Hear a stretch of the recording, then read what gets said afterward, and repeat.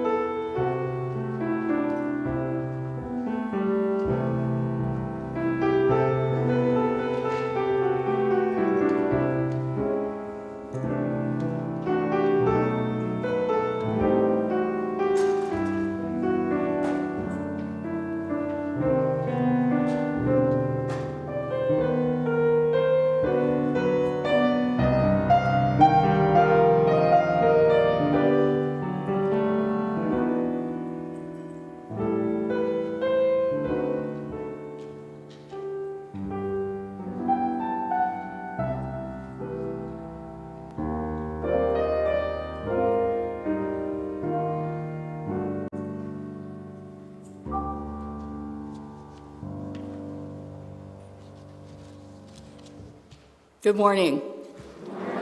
My name is Reverend Amy Russell, and I am one of your assistant ministers here at First UU. I want to welcome all of you here in the sanctuary and all of you who are at home joining us this morning. And we want to start with introducing our visitors. If you are here for the first or second time and you would like to introduce yourself, stand and introduce yourself, we have the minister of the mic, Jamie, who will bring the mic over to you, so just raise your hand.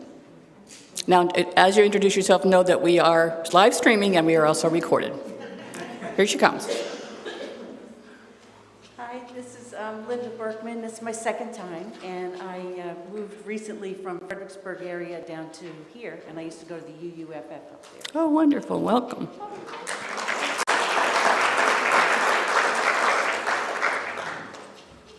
Good morning. Hold it real close. Hi, my name is Nicole Shalanis. This is my first time. Sorry, I should stand up. Hello.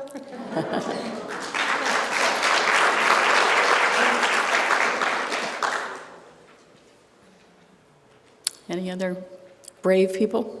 Not this morning. Thank you, Jamie. Wait, there's one more. Turn around. Good morning. Good morning. Yes, my name is Sylvester Newby. This is my daughter Candace. I'm glad to be here today. I live in Virginia Beach. Here visiting with my daughter. I had surgery a couple of weeks ago, so she's babysitting me. Wonderful. Welcome.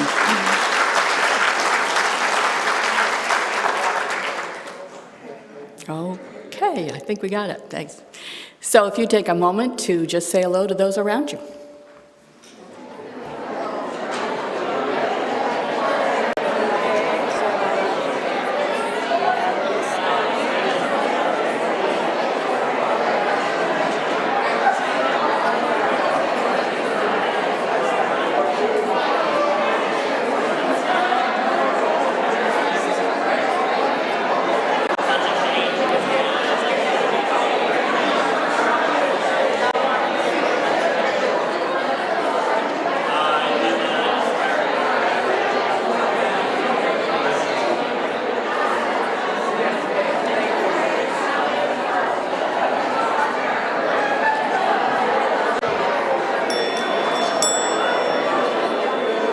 So would you remain standing as we sing our opening hymn, For All It Is Our Life?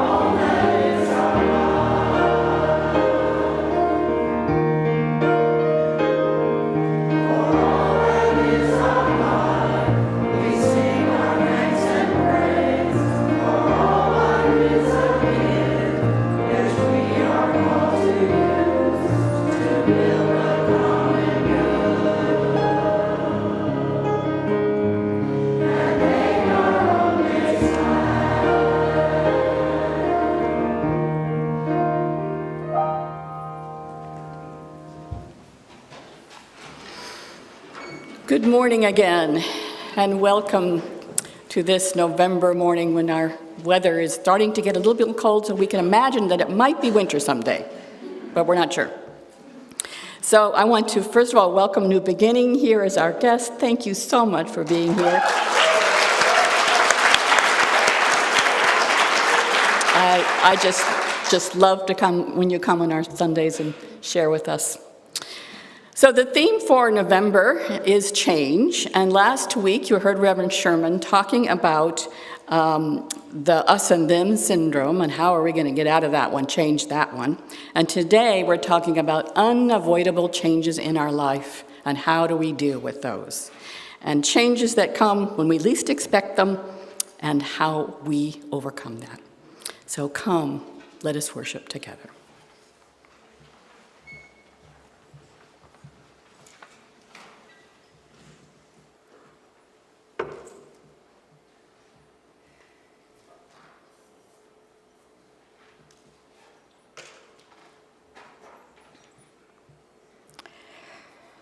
When our lives are changed in unavoidable ways, we are faced with changing ourselves or living in a world that no longer exists.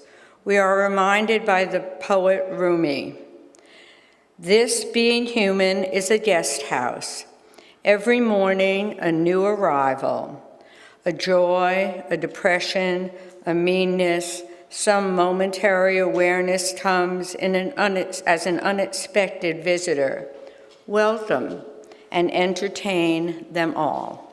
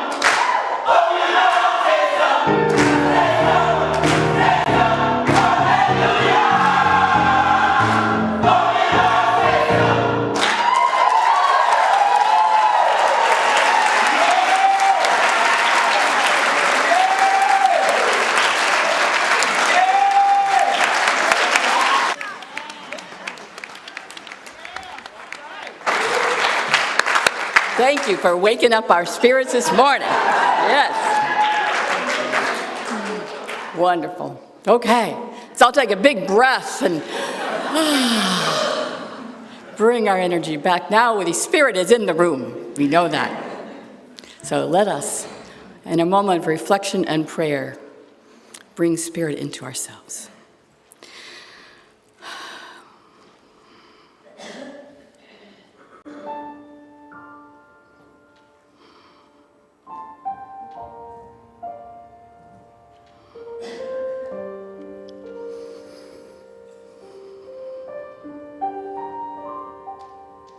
Spirit of life, ever adapting and ever renewing, we come together this morning with yearnings that do not match.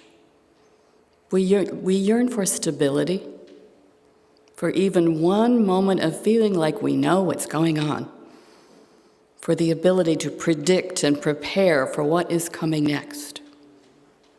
And yet, we also yearn for change. We ache for a world that turns aside from racism, violence, dehumanization, and disregard for suffering. Yes. We pray for a change in the illness, grief, isolation, incarceration, and vulnerability of our loved ones. We reach for connections that remind us that we are worthy of just as we are. And we reach for connections that will help us become our best selves. So Spirit, hold us in this heart of both and.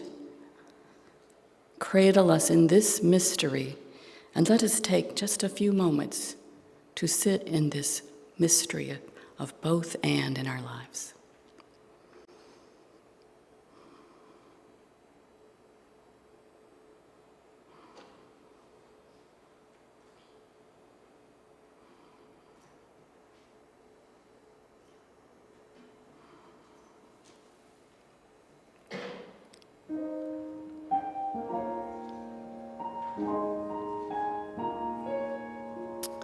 And when change comes to us, which it always does,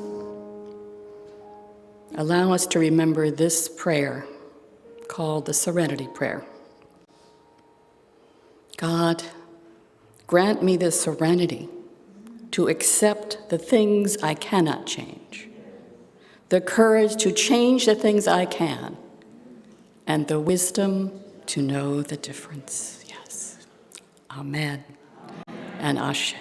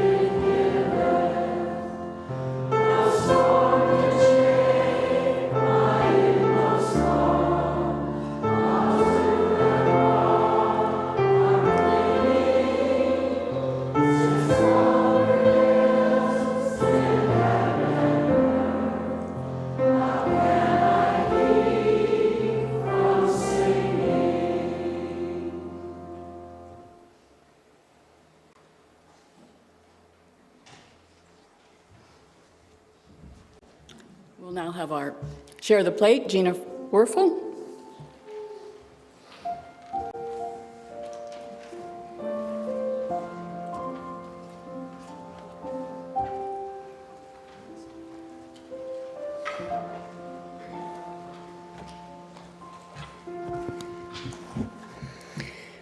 This month's Share the Plate recipient is John B. Carey Elementary School.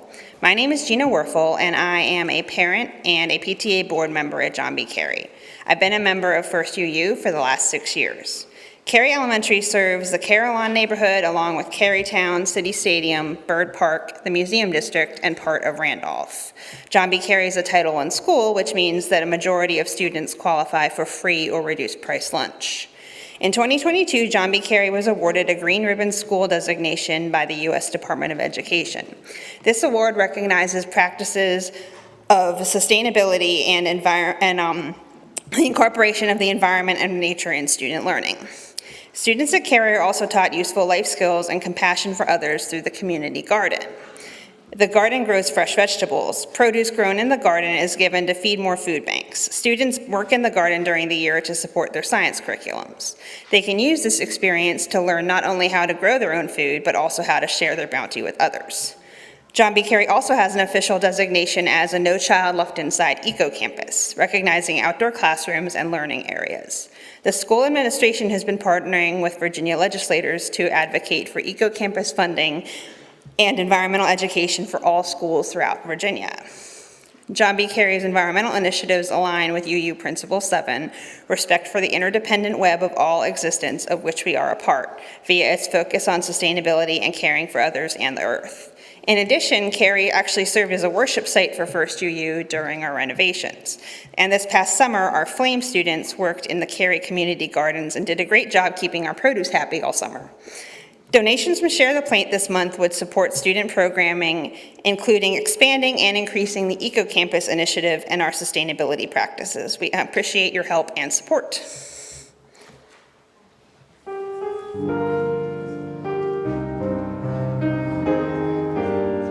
We will now take our morning offering. The ways to give are shown on your screen, and the ushers will be bringing around a basket if you wish to put something into it. We thank you for your generosity.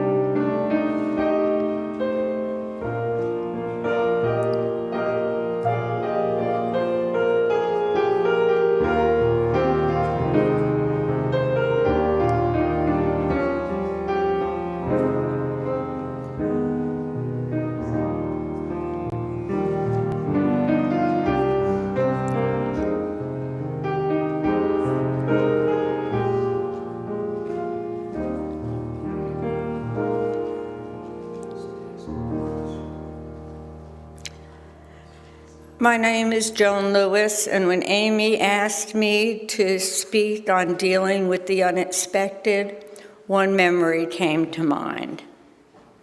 At 4:58, I was awakened by what I thought was a loud, growling thunderburst. I always like summer storms, especially their lightning flashes, and I miss them living in the mountains of Southern California, running a UU camp. Before I was fully awake, my bed began shaking, and everything in the room was in motion.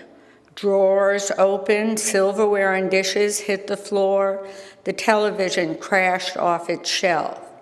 I sat confused and frightened for what seemed like hours as the earth moved under my bed, until the shaking stopped less than 3 minutes later, and I began a very different day than the one I had planned. I didn't have time to feel terrified. I didn't have time to feel anything. I had 100 guests at camp and 10 new teenage summer staffers, all of whom were my responsibility. A checklist went through my head. See if anyone was hurt and needed medical attention. See what damage had been done to our aging structures. Check the staff and get them moving. Get coffee and breakfast going. Take a breath. Check in and update the leader of the UU campers from Santa Monica. Contact the Forest Service about road conditions. It was barely 5 a.m. It was Sunday, what should have been an easy day. The campers would be leaving before lunch, and another group wasn't due in until Friday.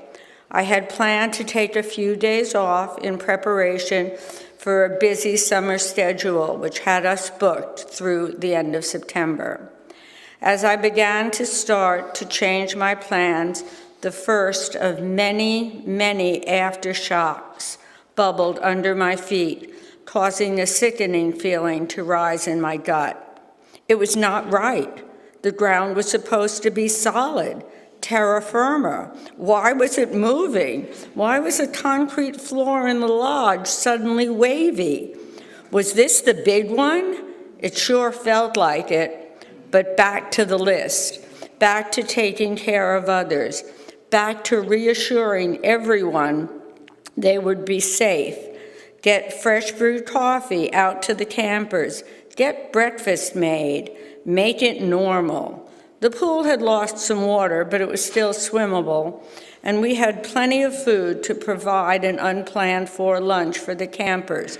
Just keep busy.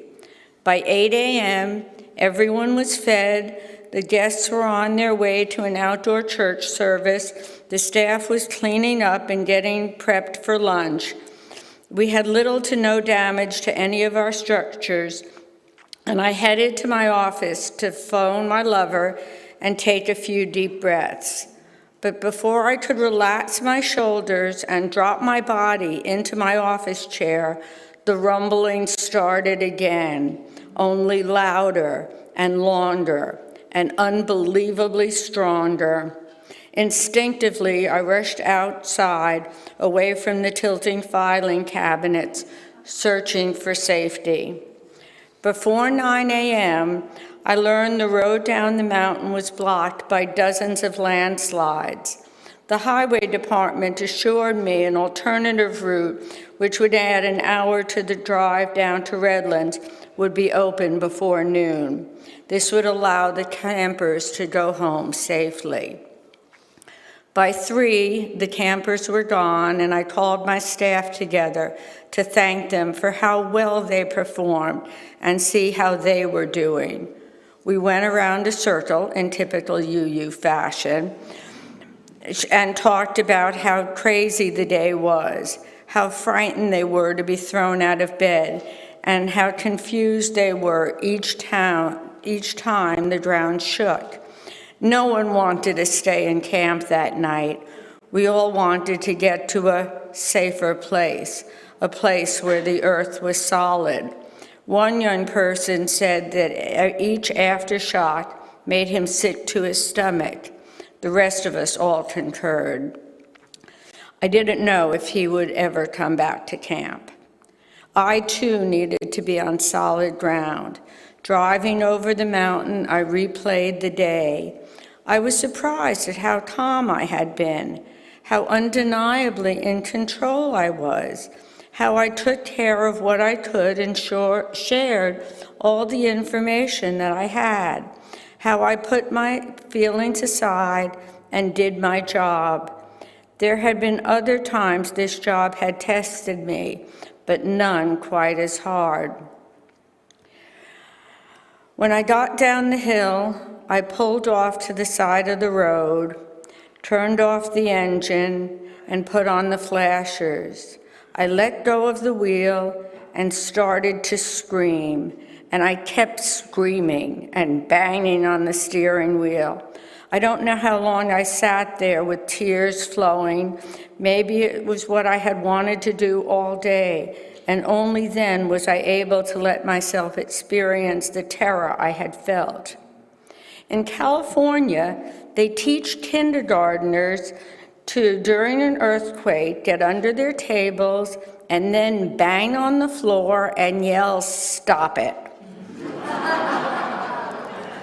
I think that's what I was doing on the side of the road, banging and screaming until I started to laugh, because past the terror and the disorientation, past all the stress I had felt, was pride. Pride in the job my staff did, pride in how well we worked together caring for our charges, pride in my strength, pride in my courage, pride in my leadership. I felt good. I had done good, and I knew it. As a footnote, on June 28, 1992, 2 major earthquakes hit Southern California. The camp was 22 miles from the epicenter of the 7.2 Landis quake and 3 miles from the epicenter of a 6.8 Big Bear quake.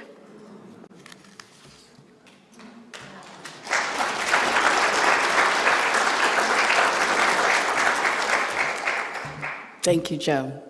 Perfect example, real-life example of both and, having to accept what's happening in the moment, but also dealing with what you have to change. So that's a real-life example. I'm going to give you a more metaphorical example, a story. This is a story called The Stream Stories from Quest for Meaning.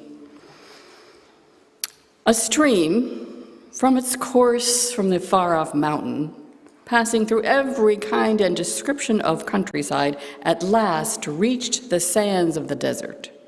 Just as it had crossed every other barrier, the stream tried to cross this one, but found that as fast as it ran into the sand, its waters just disappeared. It was convinced, however, that its destiny was to cross the desert, and yet there was no way. Now, a hidden voice, coming from the desert itself, whispered, "The wind crosses the desert, and so can the stream." The stream objected that the wind could fly, and that how was the stream going to cross the desert? By hurtling in your own accustomed way, you cannot get across. You will either disappear or become a marsh. You must allow the wind to carry you across. But how could this happen? By allowing yourself to be absorbed by the wind. This idea was not acceptable to the stream. After all, it had never been absorbed before. It did not want to lose its individuality. Sound familiar? And once, having lost it, how was one to know that one's identity could ever be regained? The wind, said the sand, performs this function. It takes up water, carries it over the desert, and lets it fall again. How can I know this is true? It is so, and if you do not believe it, you cannot become more than just a quagmire. But can I not remain the same stream I am today? You cannot, in either case, remain so, the whisper said. When it heard this, echoes began to arise in the thoughts of the stream. Dimly it remembered a state in which it, or some part of it, had been held by the winds.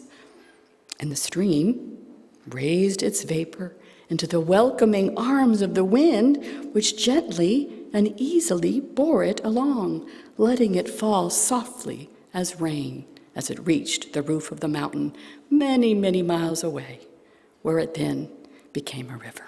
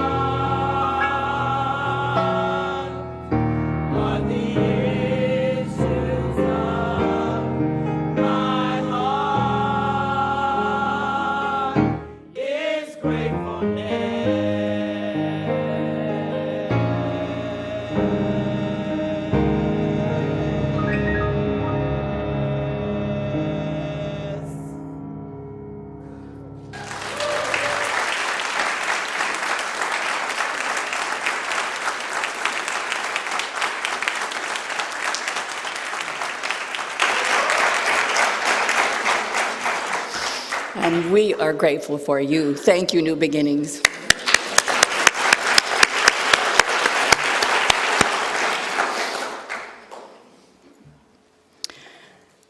I was awake at 5:30 this morning, not by choice.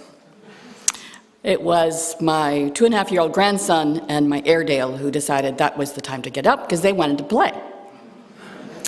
So you can imagine that you can change the time all you want, but you can't tell that to a 2.5-year-old or an Airedale.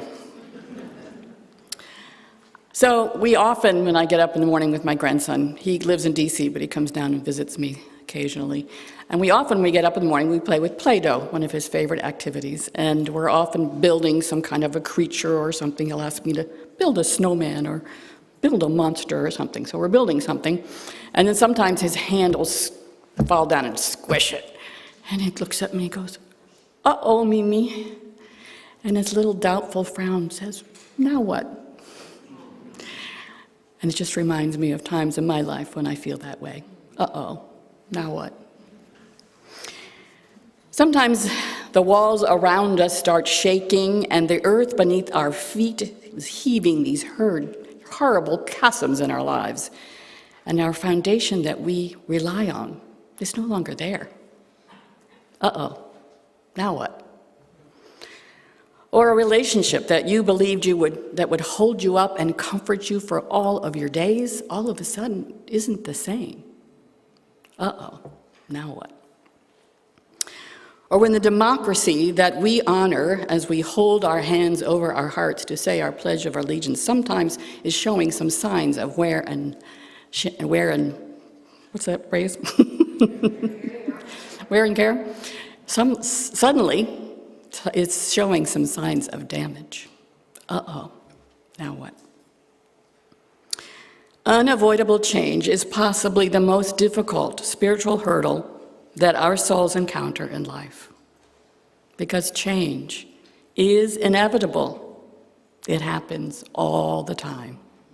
It happens every moment and every day.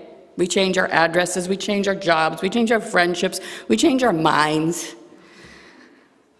But in many of these changes, we have some agency. We have some part in it. We make some decisions, we change some things in our lives. Maybe we start things moving in a different direction, or we see things going in a different direction, and we get on board. But sometimes the earth shakes, the river floods, or the phone rings, and right that, our life is different. And this is what happened to millions of Jews during the Holocaust. They went to bed on a fine spring day and woke up to the sound of a dreaded knock on the door, and the door bursting open with a soldier telling them to get their things, gather them up, and they're going. They're leaving their homes. They did not know if they would ever see their homes again. So they gathered their possessions and their families and the ones that were still left that hadn't already been taken, and they marched into the cattle cars. And their lives were never the same again. Elie Wiesel, the survivor, one of the survivors of Auschwitz, writes about this horrible experience in his book, The Night. And he won a Nobel Prize, and in his acceptance speech for what he had done to help us all to remember this horrific event, he writes this: "I remember. It happened yesterday or eternities ago. A young Jewish boy discovered the kingdom of night. I remember his bewilderment. I remember his anguish. It all happened so fast.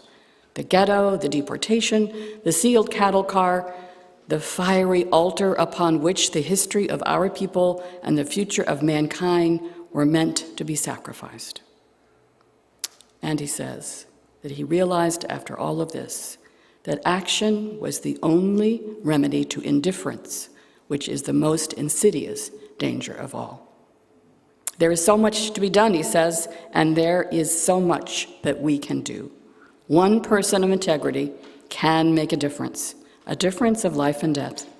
And our lives no longer belong to us alone. They belong to all who need justice in this world. So Wiesel found his way of dealing with his past experience was taking action to prevent this from ever happening again. He created meaning in making sure that the world would not forget its commitment to all oppressed people. We must also not forget. Now, sometimes in dealing with unavoidable change, we can find actions that will lead to a better outcome for those around us or for ourselves. And as UUs, we hold dear our principle of working toward a more just and equitable society. Action is one of our trusted methods for dealing with difficult change. But it's a lot harder for us in ordinary individuals to find those coping actions in the midst of a difficult loss. How do we deal with our pain over things like relationships ending, a job being ended for us, a financial hardship that doesn't end, or a sick family member? But often when we deal with unavoidable change, there's a part of the change that we need to learn to accept. And there's part of the change that we need to figure out how we can change with action. We end up dealing with that both and in our lives. I remember the day my husband was waiting for me when I got home late from work that night. I had an errand, so I returned home, and he was up in the bedroom waiting. I was surprised that he wasn't in the kitchen hoping to fix dinner. I was hoping that was going to be happening, but it wasn't. So as soon as I walked in the room, I could see from his face that something was wrong. He explained quietly that he went to the doctor that day. He had a nagging backache. The doctor had done an x-ray, and they had found something. They described it as a mass. It was probably a tumor. He said that the doctor thought that it was cancer, and he had scheduled a biopsy for the next day. It was when he said that dreaded word that it began to sink into my consciousness that everything from here on out was not going to be the same, that we were not in Kansas anymore. That year, I remember having times of awareness when I realized what was really going on and when I started to accept that our lives were not going to be the same. But so much of the time, I was just getting through, just numb and not processing much. But in those times of awareness, when my spirit woke up, I began to catch up with reality. I began a spiritual practice. And I would call it a spiritual practice of acceptance. I'd say to myself, I can get through this. We can get through this. And we have to. And we will. I'd pray for me and for our family to get through this, to accept it. Now, I didn't believe in a God who was going to somehow make my husband well just because I prayed for that. I believed in a spiritual force of goodness in the universe that held me and held our family and held all of us as we went through this difficult time. You might call it, some might call this process theology, where we believe that God is with us through all of our difficulties, always with us, right? So the force of the universe existed both within me, I realized that, I was a Buddhist, and I also realized in a new way that this force of the universe was holding us through this. That beginning of that spiritual practice of acceptance was part of a Buddhist teaching that I had been practicing for many years, but I never really understood it until that time. So many years later, I became more familiar with the teachings of Alcoholics Anonymous, and that time I learned about the Serenity Prayer. God, grant me the serenity, you can say it with me, to accept the things I cannot change, the courage to change the things I can, and the wisdom to know the difference. We all know it. We don't even know why, but we do. The spiritual practice of accepting the unavoidable change that comes to us and identifying the areas of life where maybe we can make a change. So having that wisdom to know the difference between, that is the key and the hardest part. So, can you change a loved one's diagnosis for cancer? Probably not. But you can support that loved one through that time. And you also can get to yourself to a place of acceptance, sometimes. Can you change the outcome of the midterms? Well, another thing we have to accept. We have to accept the changes that happen in the midterms. But we know we can work hard to make sure that our democracy is safe. And that is what we're so glad that we saw last week. But Many of us continue to work towards those changes. I know that many of you are knocking on doors and making phone calls and making that change that you need to when you see something that's wrong. One of the things that some of us are working on is advocacy towards reproductive justice. I have to get this little tagline in here, you know. So a group of us are working on finding out what can we do to advocate for reproductive justice. And you're going to hear from us, so stay tuned. We're going to have some actions that we can take together. So, can you change a decision about layoffs in the management of a corporation where you work? Probably not. Many of us have gone through that one.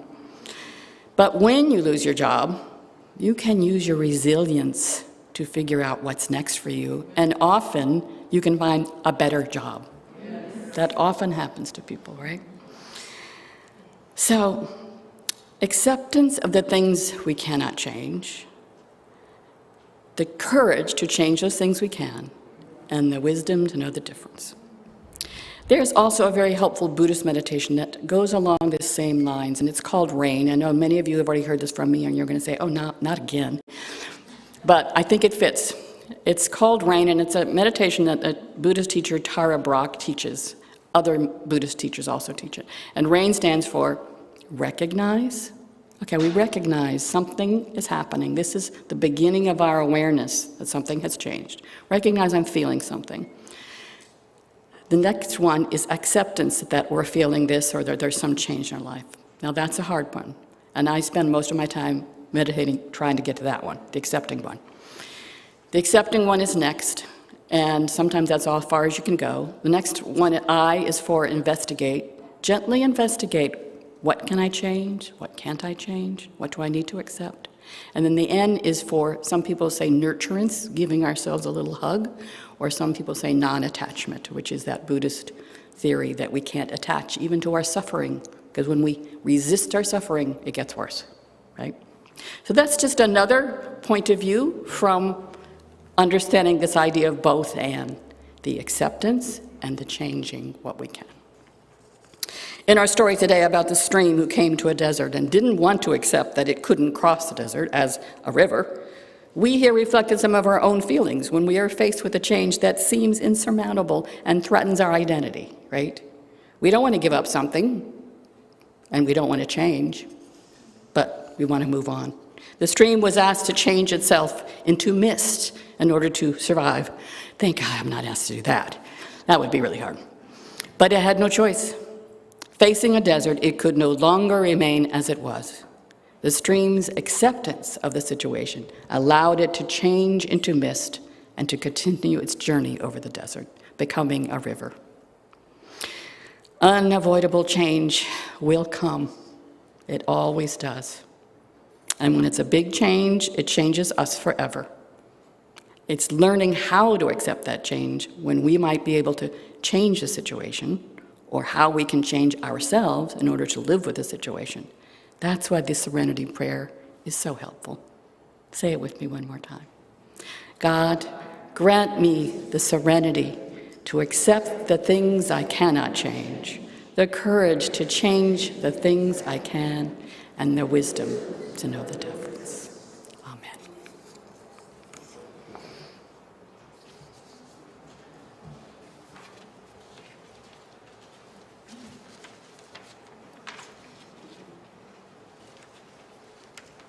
Wait. Are you done? No, okay, go ahead.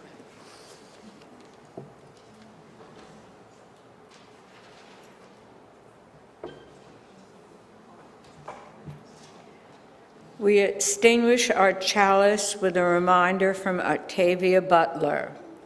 All that you touch, you change. All that you change, changes you.